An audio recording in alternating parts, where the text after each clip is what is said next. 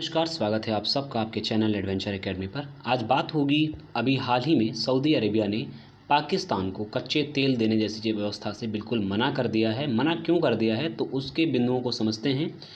क्योंकि Saudi Arabia का जो लोन था वो पाकिस्तान चुका नहीं पा रहा है। जो एक वित्तीय प्लान के तहत एक समझौता हुआ था कि इतनी राशि देने के बाद आप इतनी राशि किस्तों में चुकाते रहिएगा, तो ऐसी व्यवस्था जब नहीं दे पाया पाकिस्तान तो उसके लिए डील समाप्त हो गई। एक एक बिंदु को समझेंगे कि सऊदी अरब के कर्ज को वापस करने की चुनौती और तेल संबंधी समझौतों की अवधि समाप्त होने से पाकिस्तान के सेंट्रल बैंक की स्थितियां गड़बड़ा सकती हैं।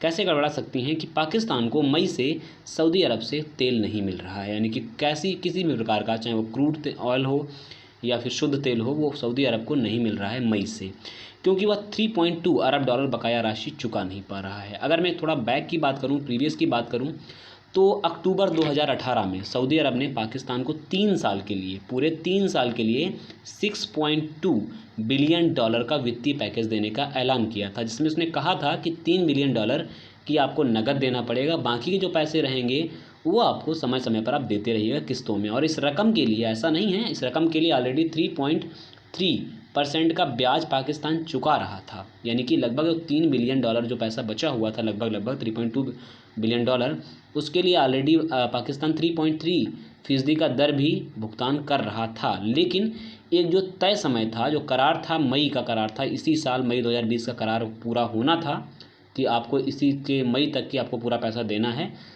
तो वो नहीं दे पाए। ठीक है, जो पेट्रोलियम विभाग के मंत्री हैं या प्रवक्ता हैं पाकिस्तान के, साजिद काजी, उनके अनुसार यह जो करार था वो मई में समाप्त हो गया। और अब चीन से कर्ज लेकर सऊदी अरब ने 1 अरब डॉलर ऑलरेडी किसको दिया हुआ है, पाकिस्तान से, यानी इधर से लिया और उधर दे दिया है। लेकिन पैसा 3.2 अरब डॉलर है, छोटी मोटी राशि नहीं है। और उन्होंने बोला कि अगर संभव हो तो 2 साल के लिए नवीनीकरण के लिए इस वित्तीय जो आपका जो नया समझौता किया था हमने, उसके लिए नई नई नीतियां 2 साल के लिए और बनाई जाएं। लेकिन ऐसा सऊदी अरब नहीं माना। पाकिस्तान ने 2018 में सऊदी अरब से, मैंने आपको बताया, वो सारी व्यवस्थाएं 6.2 अरब डॉलर का कर्ज लिया था। कर्ज पैकेज के तहत पाकिस्तान को 3.2 अरब डॉलर का तेल उधार में देने का प्रावधान था। लेकिन जब आप समझौते का समय सीमा थी वही समाप्त कर चुके हैं, तो जाहिर सी बात आपको तेल क्यों दें।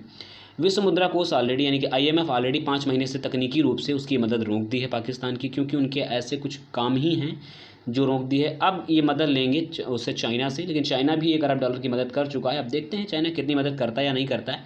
और दूसरी चीज़, पाकिस्तान ने अभी हाल ही में OIC को धमकी दी थी, जो आपका ऑर्गेनाइजेशन है इस्लामिक कंट्रीज़ का 57, उसमें टोटल 57 कंट्रीज़ हैं, उसको भी धमकी दी थी पाकिस्तान ने कि आप कश्मीर मुद्दे के ऊपर बात नहीं कर रहे हैं। भारत ने 370 और 35 से ख़त्म कर दी है, उसके ऊपर आप बात नहीं कर रहे हैं। तो ये सऊदी अरब और जो OIC थे उसको धमकी पाकिस्तान ने दी थी ऐसी चीज़ों के ऊपर। तो जाहिर सी बात है, कोई सऊदी अरब कोई कमज़ोर देश नहीं है पाकिस्तान से, तो उसकी बात क्यों माने। और इसी बात पर सऊदी अरब ने साथ देना उसका बंद कर दिया है। तो OIC को हो सकता है भविष्य में, जो OIC संगठन है जो जिद्दा में इसका हेडक्वार्टर है 57 देशों का, भविष्य में आप देखेंगे कि टर्की जैसे देशों का कुछ समूह होगा, कुछ सऊदी अरेबिया के जैसे देशों का समूह होगा, और वो अलग अलग फाड़ों में बट जाएगा। जो भविष्य होगा, भविष्य की बात कर रहा हूँ OIC की, क्योंकि किसी की भी नीतियाँ अब स्पष्ट रूप से एक साथ में काम नहीं कर पा रही हैं। तो कहीं ना कहीं इसके विपरीत परिणाम होंगे।